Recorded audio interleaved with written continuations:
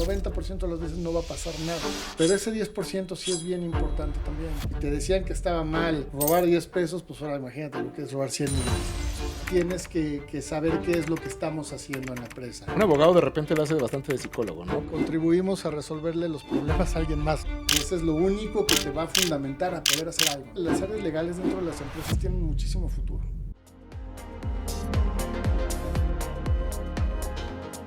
Bueno, comencemos platicando de lo más básico de ti. ¿Por qué decidiste ser abogado? ¿En qué momento dijiste, yo voy para ser abogado, quiero ser eso? No recuerdo con mucha precisión algún momento, algún detonante para que me haya dicho quiero ser abogado. Creo que mucho fue siempre un tema de personalidad. Buscaba mucho la posibilidad de entablar diálogo, me gustaba meterme en cuestiones profundas que probablemente no entendía ni siquiera. Por supuesto, el ideal de justicia en lo que yo entendía como justicia, que era pues mi pensamiento y ya, ¿no? O sea, lo que yo estoy pensando es lo que es justo, ¿no? Sí. Muy limitado, pero siempre busqué tener propósitos de diálogo, me gustaba mucho debatir también. Y yo creo que la otra cosa es que yo ya no quería matemáticas.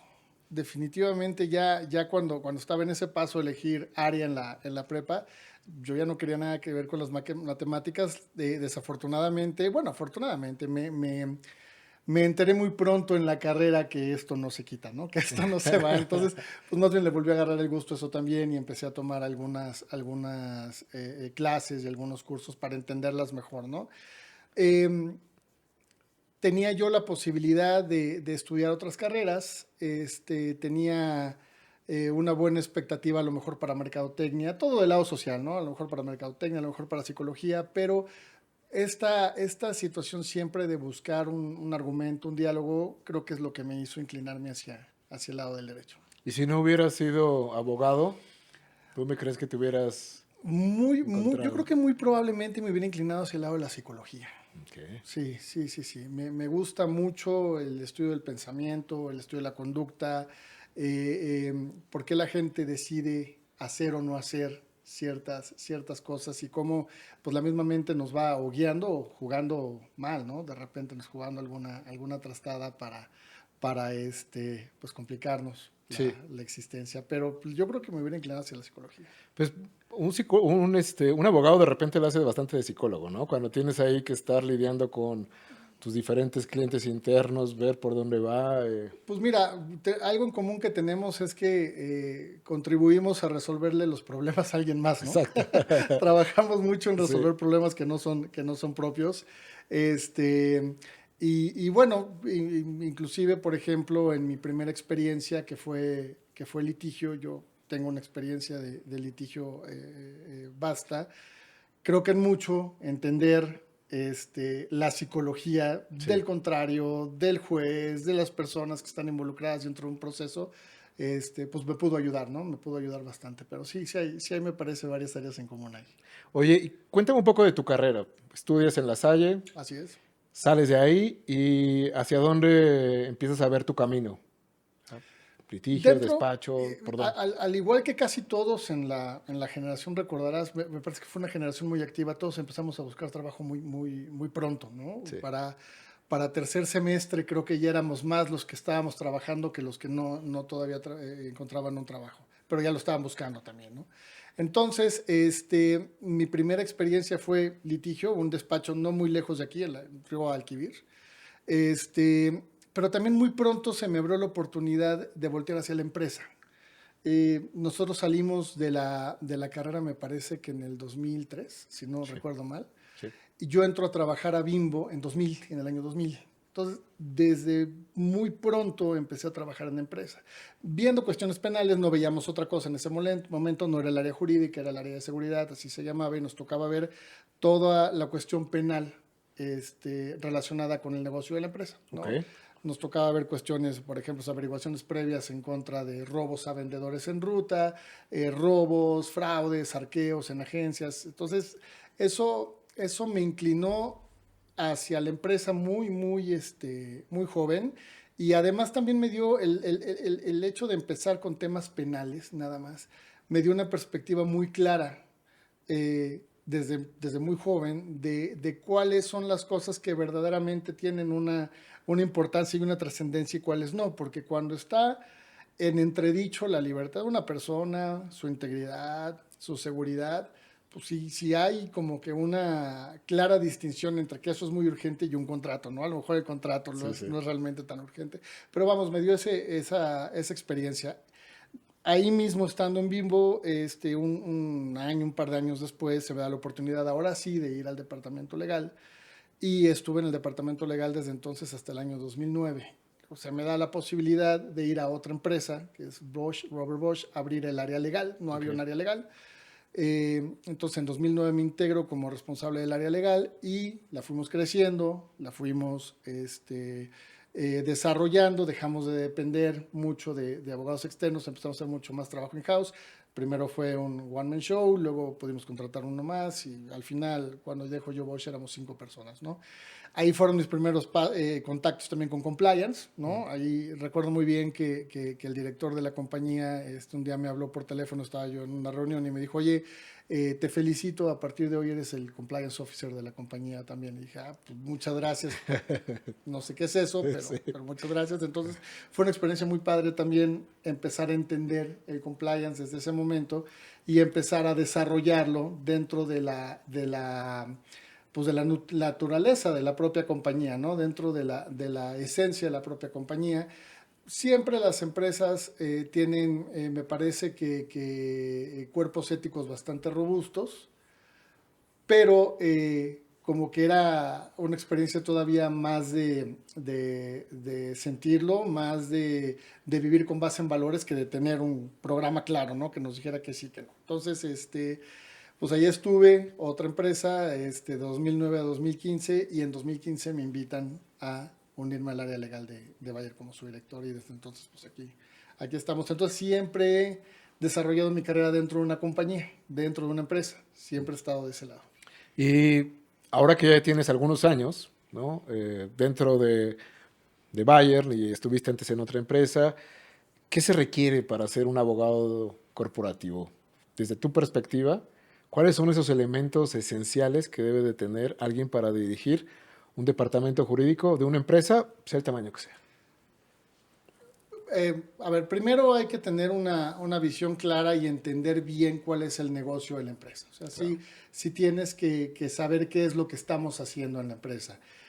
Sí tienes que saber cuáles son las plantas de la empresa, cuál es la producción, qué hacemos, cómo lo hacemos, dónde lo hacemos. Entender bien que pues, una empresa está para hacer negocio, no está para mantener o para desarrollar un área legal. Entonces, hay que buscar la posibilidad siempre de ser un socio de negocio. Eso es lo que yo he desarrollado en mi carrera, la posibilidad de que me vean como un socio y que el equipo que trabaja conmigo lo vean también como un socio. Un socio requiere ser especializado en la materia del negocio. Por eso nosotros acá en Bayer tenemos socios legales específicos para cada negocio. Ok. Entonces, sí se requiere mucha especialización para entender bien qué es lo que estamos haciendo y con base en eso poder presentar no nada más soluciones a problemas, sino anticiparte esos problemas y poder también generar oportunidades de negocio, ¿no? De algo de lo que yo me siento orgulloso en estos años que he trabajado para compañías es ser un facilitador de negocio, ¿no? Que hemos podido incluso contribuir al negocio con estrategias que al final pues se han traducido en una posibilidad de negocio adicional, ¿no? Entonces, te diría mucho primero lograr desarrollar ese partnering, sí tener tolerancia a la frustración. Me parece que en las empresas, como en ningún otro lado, las cosas van cambiando y van cambiando con relación a la realidad que vayan presentando las mismas compañías. Es más notorio todavía en compañías transnacionales, ¿no? De repente tenemos restricciones de contrataciones, restricciones para cubrir vacantes, para cubrir plazas que ya teníamos. De repente tenemos recortes en presupuesto. Desafortunadamente, de repente también tenemos recortes de personal. Entonces, dejas ir gente valiosa y amigos. Al final, gente con la que compartes todos los días, ¿no? Entonces, la tolerancia a la frustración me parece que también es un elemento sustancial.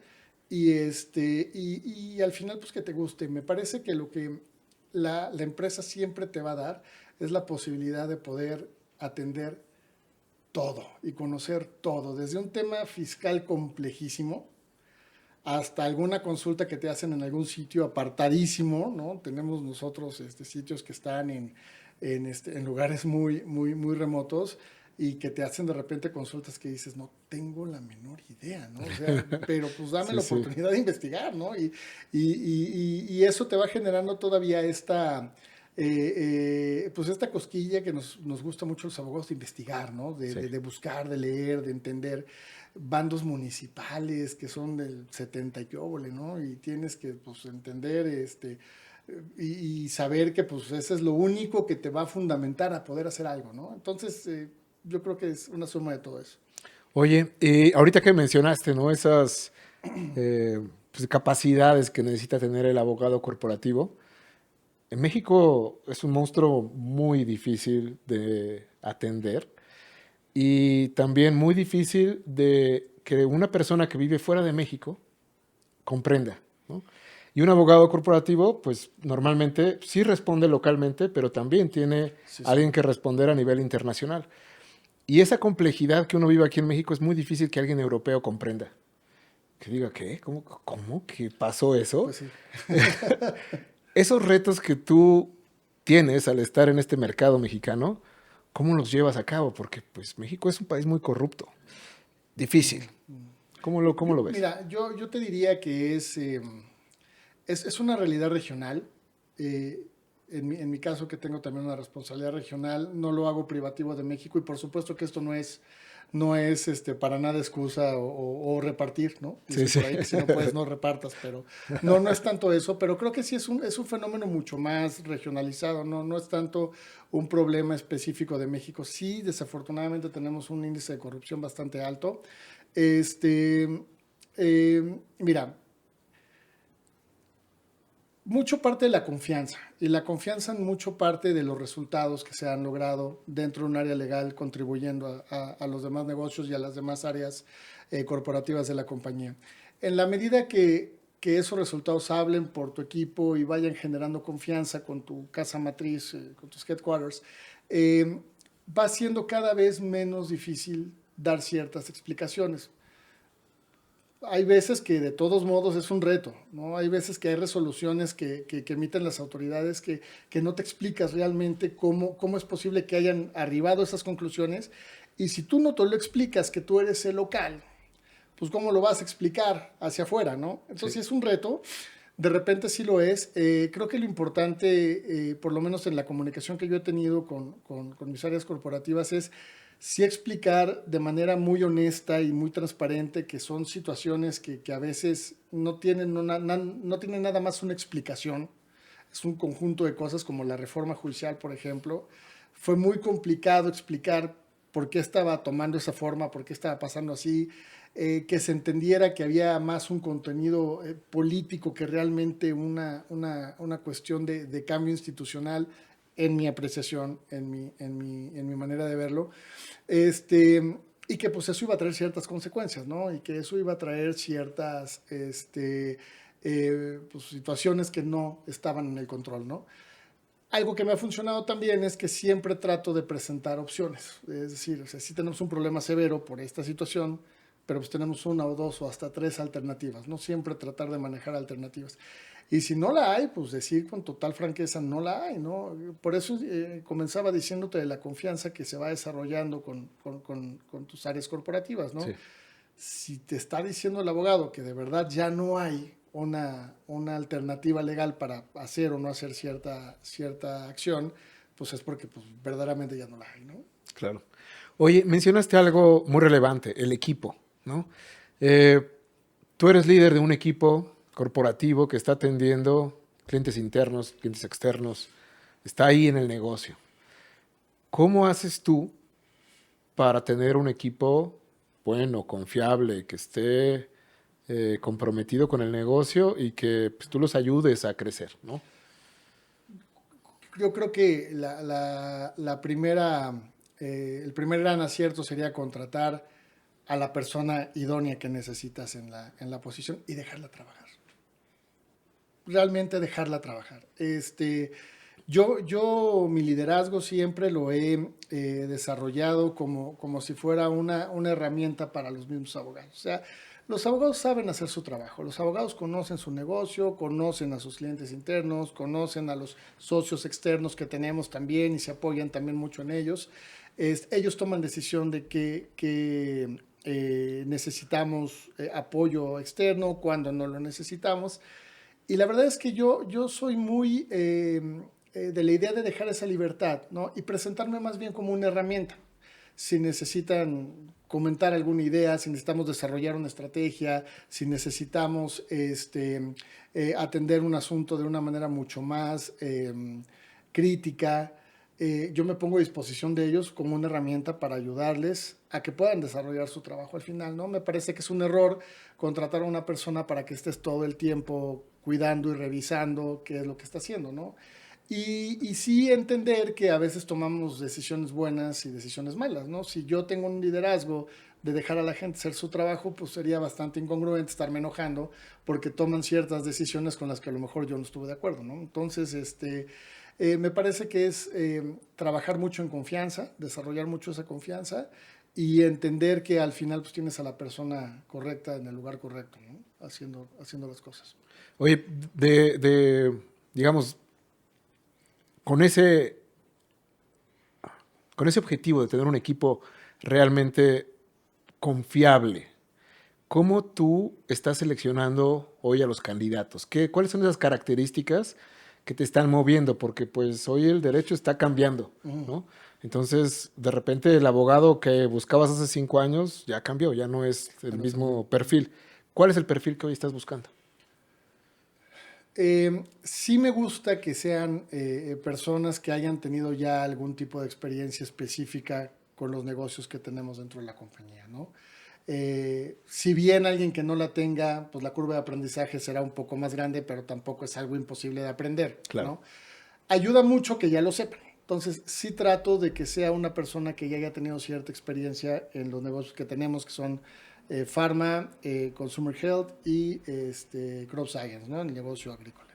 Este, Eso me ayuda a disminuir la curva de aprendizaje. Sí tiene que ser una persona que tenga buen desarrollo de idiomas, de inglés. La verdad es que es una realidad. La mitad de nuestro trabajo, si no es que hasta más, es en inglés. Entonces, ayuda mucho eso, tener también ya esas facultades bien desarrolladas.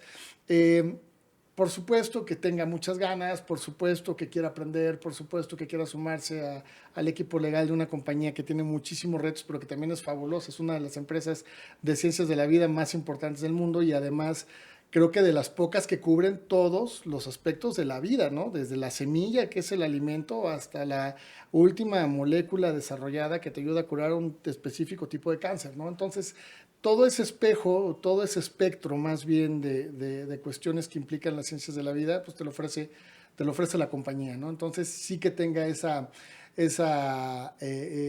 ganas de aprender, esa motivación constante de seguir aprendiendo, de seguir desarrollando sus propias capacidades, ¿no?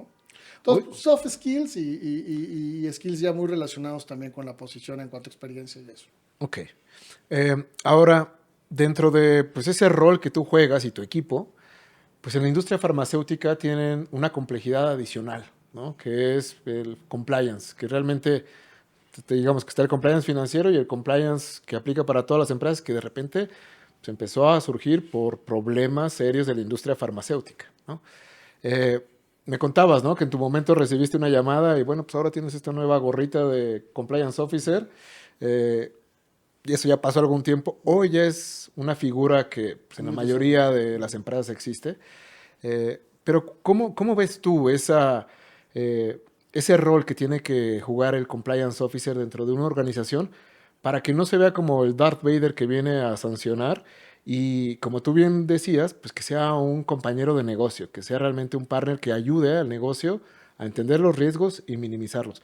¿Cómo ves tú ese rol hoy mismo? Pues mira, primero te diría que no habría que ver a compliance como un problema, ¿no? Como dices, el dark side, ¿no? Ujú. El policía interno que viene a sancionarnos o que viene a decirnos que no podemos hacer un negocio específico que queríamos hacer, ¿no? La verdad es que por la parte de crop y por la parte de consumer health es mucho más dinámico, porque pues al final del día son negocios que no tienen realmente mucha restricción, ¿no? Sí, Para poder llevar a cabo sus operaciones. La parte de farma es distinta, la parte de farma tiene una regulación bastante robusta, bastante compleja, me parece que es una regulación que debe de tener, que sí debe de existir. claro.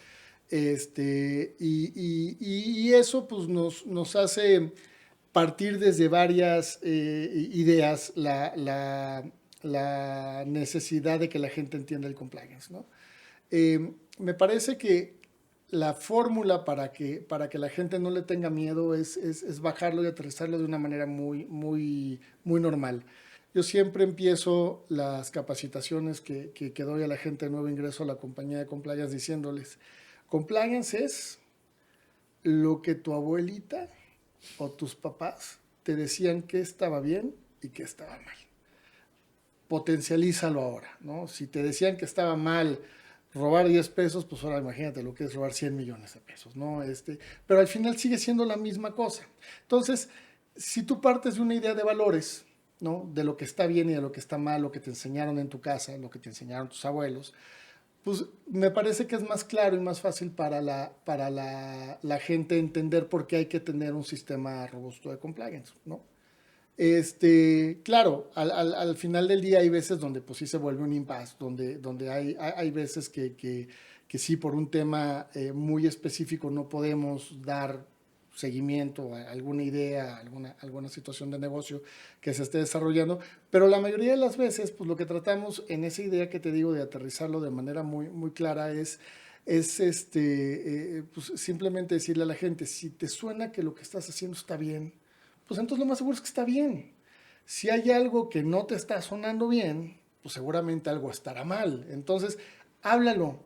No queremos aquí 30,000 investigadores privados que estén metiéndose en lo que hacen los demás y que digan si está bien o está mal y vengan con las evidencias. No, simplemente si algo que está pasando a ti, a un compañero, o escuchas algo que no es claro, eh, no te suena bien, pues avísanos, repórtanos. El 90% de las veces no va a pasar nada. Pero ese 10% sí es bien importante también, porque es lo que va generando al final ya una política de Claro. compliance muy clara dentro de las compañías, ¿no? ¿Qué tipo de conductas nosotros podemos estar desarrollando que pensamos que están bien y que realmente se pueden contraponer con el código de conducta o se pueden contraponer con alguna otra normativa, ¿no? Nosotros tenemos muy claro y también siempre lo decimos en las capacitaciones que hacemos, sí vamos a ser socios de negocios, pero si en un momento dado el negocio se antepone a una situación de compliance, vamos a perder el negocio. El 100% de las veces lo vamos a perder, porque el compliance es lo que tiene que prevalecer. Todo esto que te platico, pues es un esfuerzo constante de capacitaciones, de que la gente entienda que puntos específicos del cuerpo de compliance que tienen que ver con competencia económica, con regalos y gratificaciones, que tienen que ver con cómo nos desarrollamos nosotros o compartimos información con terceros, cómo nos manejamos en cámaras y en algún otro tipo de asociaciones en las que participemos, cómo nos manejamos dentro de la empresa con nuestros propios compañeros, ¿no? Sí. Todo esto para todo, y pues tú lo sabes perfectamente, para todo hay regulación, para todo hay norma, para todo hay pues sí, un estándar de conducta, pero pues que la gente entienda de una manera muy clara al principio me parece que es fundamental. Oye, y acabas de mencionar algo fundamental, ¿no? Que es que las empresas como Bayer, tienen una estructura y tienen visión de, bueno, estas son las conductas que permitimos y estas son las que no. Pero hoy estamos ante un monstruo diferente, Claro. inteligencia artificial se empieza a meter en todos lados. Estoy seguro que marketing te tiene loco, porque marketing que está buscando, pues con esas herramientas, llegar a más personas, Claro. ¿no? Entender mejor el negocio. Y eso implica un nuevo reto que muchas veces los abogados no estamos listos. ¿Por qué? Porque somos abogados, no somos personas que entienden fácilmente de tecnología, ¿no? Pero el mundo está cambiando, se está acelerando y la legislación o la regulación va tarde, ¿no? Sí, Simplemente porque normalmente es sí. natural. ¿Cuáles son esos nuevos retos que tú hoy estás viendo y que te estás enfrentando ya? Mira, uno que fue muy interesante fue el poder transmitir. que la inteligencia artificial al final del día no puede dejar de verse como una herramienta. ¿Y por qué digo que no puede dejar de verse? Porque si tú la empiezas a ver ya con total normalidad en el desarrollo de lo que tú estás haciendo, me parece que te estás entrando a un área bastante peligrosa. Al final la inteligencia artificial se va, déjame ponerlo así, se va alimentando, se va nutriendo de todas las fuentes que encuentra. Muchas veces todas estas fuentes pues, pueden tener mil situaciones, ¿no? Pueden no ser del todo ciertas, pueden ser completamente falsas, pueden tener cierta protección hacia alguien más que las haya desarrollado. Vamos, pueden tener muchos bemoles. El punto es que si tú las usas como una herramienta que te ayude a desarrollar algo más, pues me parece que estás bien, o sea, que se está utilizando de manera adecuada. A mí me sorprende muchísimo, tu hijo ya es más grande, pero yo que tengo un hijo adolescente, la manera en cómo ocupan ahora la inteligencia artificial para hacer un trabajo escolar. Y cómo la misma inteligencia se va superando a sí misma, ¿no? Primero se creó, bueno, los primeros ChatGPT y esos te ayudaban a hacer un trabajo. Después los maestros pudieron tener acceso a herramientas de inteligencia artificial para descubrir si ese trabajo lo hicieron ellos o lo hizo una inteligencia artificial. Y después los chavos volvieron a tener otra ventaja de una herramienta que humanizaba el trabajo que ya les había desarrollado la primera inteligencia artificial para que los maestros no se dieran cuenta, ¿no? Y dentro de esa humanización pueden hacerlo tan específico como quieran. Un trabajo de un alumno de segundo de secundaria con relación a tal tema, oye, lo pueden humanizar hasta con faltas de ortografía para que se note que está hecho por ellos, Sí, ¿no? sí, Entonces, sí. ahí es donde te digo que se entra a una zona peligrosa, ¿no? Entonces, comunicarle a la gente y hacerle entender a la gente que la inteligencia artificial no viene a hacerte tu trabajo, te viene a apoyar, pero no viene a hacerte tu trabajo porque no sabes realmente de dónde está obteniendo todas las informaciones que tú vas a utilizar y no sabes, como te decía, pues si tienen cierta protección, si son confiables, si no son confiables. ¿Te acuerdas que hace, que habrá sido un par de años, hubo un caso sonadísimo, ¿no? En Estados Unidos de un abogado que creó toda una defensa con precedentes y los precedentes no existían. O sea, los precedentes los inventó la inteligencia artificial, ¿no? Sí, sí. Entonces, todo eso es complicado, ¿no? Creo que es también un tema de ir conociendo, de abrirte, de entender que la inteligencia artificial, aunque seamos abogados y la regulación vaya más lento, que eso siempre ocurre, pues entender que ya llegó y que sigue, y está evolucionando todo el tiempo y que nosotros pues, nos tenemos que subir a ese tren y tratar de entenderla también lo más pronto posible para explicarle a la gente si les está haciendo bien o se está haciendo mal, ¿no? Creo que se está haciendo bien, por lo menos en la compañía algo que se ha preocupado nuestra área central es generar nuestra propia inteligencia artificial Ok. y que sea una herramienta mucho más controlada, ¿no? Sí, Tiene riesgos, claro, pero pues es una situación que hay que entender que llegó para quedarse, ¿no? Entonces, pues hay que vivir con el riesgo, tratar de minimizarlo en lo posible a través del conocimiento de la manera en cómo le enseñamos a la gente o tratemos de enseñarle a la gente que esos accesos pues tienen que tener controles, ¿no? claro. Y como bien decías, o sea, es una herramienta que tenemos que aprender a utilizar porque nos hace más eficientes, nos Mm, ahorra tiempo, mm. ¿no? Y definitivamente es algo que tenemos que estar muy vigilantes de cómo se usa también para hacer negocio, porque pues hoy encontramos cosas completamente falsas que parecen completamente reales, ¿no? Sí. Y que va a ser muy difícil ese camino para las generaciones futuras, ¿no? Que pues en el día a día van a empezar a ver cosas que pues nosotros no vimos, ¿no? No hay que pecar, me parece, de confiado ni de crédulo, ¿no? Ahora que comentabas esto, me vino a la mente estas tecnologías que hay, por ejemplo, para suplantar la identidad de una persona, ¿no? Claro. Ya ahorita tú le puedes poner la voz y la cara a cualquier persona y decir lo que tú quieras que diga, ¿no? Sí. Y entre que se investiga si es real o no es real, pues ya pudiste crear toda una situación de conflicto, ¿no? Entonces, esos son justamente los riesgos a los que voy. Siempre hay que tener muy, muy claro que la inteligencia artificial va evolucionando para bien y para mal. Entonces, mientras tú la sigas viendo como una herramienta para que tú puedas desarrollar tu propia actividad y tengas esa cautela en la manera en cómo lo utilizas, estás en una zona segura y te va a ayudar muchísimo, pero pues no dejar todo el tema y todo el contexto, ¿no? Claro, Pues a una máquina, ¿no? claro, claro. Tienes que estar ahí vigilante, ¿no? Así es. Oye, me gustaría saber un poco cómo ves tú hoy mismo la industria farmacéutica en México. Te digo porque yo hace años que trabajé en ella y me acuerdo que los players eran contados, ¿no? Hoy veo una fragmentación increíble, Uh-huh. muchos laboratorios que pues están haciendo genéricos, que llegaron de otros diferentes países, porque antes era como llegan de Estados Unidos o de Europa, ¿no? De repente ya hay laboratorios de todos lados que están haciendo presencia. ¿Cómo es ese mercado actual? Es un mercado muy agresivo, es un mercado muy agresivo. Sí hay, me parece, muchísimos más laboratorios de genéricos que están desarrollando productos que me parece que es sano también tener ese tipo de competencia, ese tipo de desarrollos, que al final del día pues, se traducen en acceso, ¿no? En exceso de medicamentos para los pacientes. Los laboratorios de innovación, como el caso de Bayer, pues siempre tendrán el reto de justamente buscar nuevas moléculas, desarrollar nuevos tratamientos, nuevas terapias para los pacientes, y esa competencia pues es muy cara, ¿no? Sigue habiendo no demasiados players en esa parte de la innovación. Bueno, más bien seguimos siendo los mismos. Sí. La parte que ha vuelto mucho más canibalizado el mercado es la parte de los genéricos también.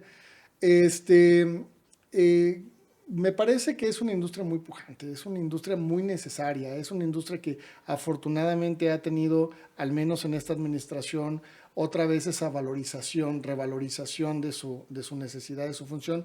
Hay buenos programas ahorita con el gobierno para poder tener mejores desarrollos, mayores desarrollos, no únicamente ver a México como una región o como un país de producción, sino también de investigación, también de desarrollo.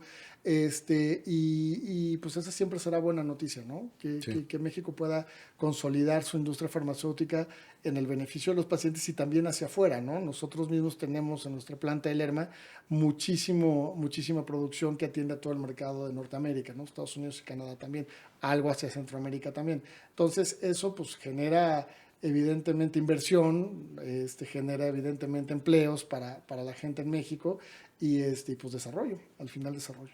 Oye, y dentro de ese rol que tú tienes, Mm.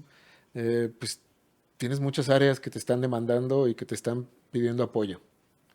¿Cuáles son esas cosas que de repente te quitan el sueño? ¿Cuáles son esos problemas de un abogado que está dirigiendo al equipo jurídico de una farmacéutica tan grande como Bayer? Cuéntanos un poco, queremos un poco de chisme también, para que pues, la audiencia diga, ok, cuéntame un poquito A más. ver, creo que mucho va desarrollado con las iniciativas y las ideologías que están dentro de los órganos de gobierno, ¿no? Nosotros, bueno, particularmente yo no tengo algo que me quite el sueño, Excelente. pero por ejemplo, sí de repente, eh, por esas ideologías hemos tenido que cambiar los modelos en cómo hacíamos las cosas, ¿no?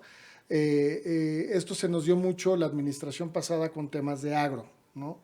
De repente hubo un giro de 180 grados con relación a cuáles eran las políticas públicas con relación a plaguicidas, con relación a uso de semillas genéticamente modificadas y otro tipo de tecnologías. Que la administración pasada cambió radicalmente, ¿no? Y nosotros no entendíamos desde el punto de vista científico, desde el punto de vista técnico, incluso desde el punto de vista regulatorio mundial, por qué estábamos arribando a ciertas conclusiones. La verdad es que pues, se cerró en un tema de ideología, ¿no? Sí. Y eso nos hizo ser muy combativos cuando nosotros éramos más compositivos, ¿no? Nosotros, y aquí sí me parece que hablo por muchísimas industrias, ¿no? Buscábamos siempre la manera de buscar acuerdos y diálogos de manera propia o a través de organizaciones con diversas entes de gobierno que de repente cerraron las puertas. Entonces, ahí sí la empresa tuvo que ver por sus intereses y tuvo que pues, cambiar esa naturaleza, esa cultura de diálogo por ya defender su negocio de una manera mucho más activa, ¿no? Eso genera pues un ambiente ríspido, un ambiente complicado, un ambiente, hablábamos hace rato de cómo comunicas las cosas a tus headquarters, ¿no? ¿Por qué tienes que explicar que necesitas tener este tipo de confrontaciones con entes de gobierno que antes no las tenías, ¿no? Eh, Me parece que eso es lo que en un momento dado me llegó a preocupar más, tener Ok. que cambiar ese ADN que teníamos de ser mucho más abiertos al diálogo por una reacción mucho más, ¿cómo decirlo? Pues beligerante, ¿no? Sí. Ha bajado esa tendencia, afortunadamente esta administración me parece que ha vuelto a tender puentes, ha vuelto a buscar diálogo y pues estar atentos, ¿no? Estar muy atentos a lo que hacemos en los negocios, desde la parte legal, también desde la parte de compliance, pues ver que estemos alineados justamente para evitar ese tipo de situaciones, ¿no? La verdad es que te voy a decir una cosa, son empresas como la que yo trabajo, son empresas que normalmente sus cuerpos normativos son muy robustos, son más robustos incluso que los locales, que muchas legislaciones locales. Entonces eso te da un margen de maniobra bastante ágil, bastante claro, ¿no? Claro. Oye, mira, ya estamos llegando al final, Ujú. pero me gustaría hacerte dos preguntas. La primera es, ¿cómo ves tú ese rol del abogado corporativo, in-house de empresa en 10 años? ¿Cómo va a ser? ¿Qué te imaginas que va a pasar? Y, digamos, tú en 10 años, ¿cómo vas a estar lidiando con ese mundo? Pues yo espero en 10 años ya estar jubilado, Bien. pero lo veo muy cercano a lo que tenemos todavía en la actualidad. Un socio de negocio, un área legal que se preocupa por, como te decía hace un rato, coadyuvar en la realización de los negocios de sus clientes internos, no nada más ser un stopper, aunque sí serlo cuando es necesario, cuando es conveniente para los propios intereses de la empresa. Este, Me parece que las áreas legales dentro de las empresas tienen muchísimo futuro, muchísimo futuro. La misma realidad de los países y la misma realidad de las normativas internacionales así lo van requiriendo, ¿no? Posiblemente sea una función que esté mucho más digitalizada, posiblemente sea una función que tenga mucha más libertad en la manera en cómo se desarrolla con los negocios, porque ya tiene una serie de herramientas atrás que ya le advirtieron de riesgos, entonces ya se anticipó a los Claro. mismos, ¿no? Sí. Este, eh, pero me parece que es una función que es necesaria y que debe de quedarse dentro de las compañías. Sí, no, que va a estar ahí. O sea, Evolucionará, pero tendrá que quedarse, sí. claro. Y justamente que estamos hablando del futuro, cuéntame, si tú hoy pudieras echar el tiempo para atrás, ¿no? Y te pudieras dar un consejo a ti mismo, de cuando estabas en la carrera, cuando estabas por salir, uno o varios consejos, ¿qué te dirías? Uf, muy buena pregunta. Creo que me diría que hay que ser más paciente, ¿no?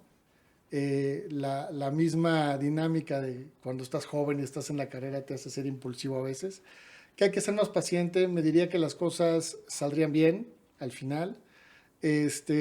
Tal vez me diría que hubiera sido bueno a lo mejor probar algo más aparte de la empresa, solo por conocer, ¿no? Ujú. Solo por tener Una otra visión, dice. Sí, sí. experiencia.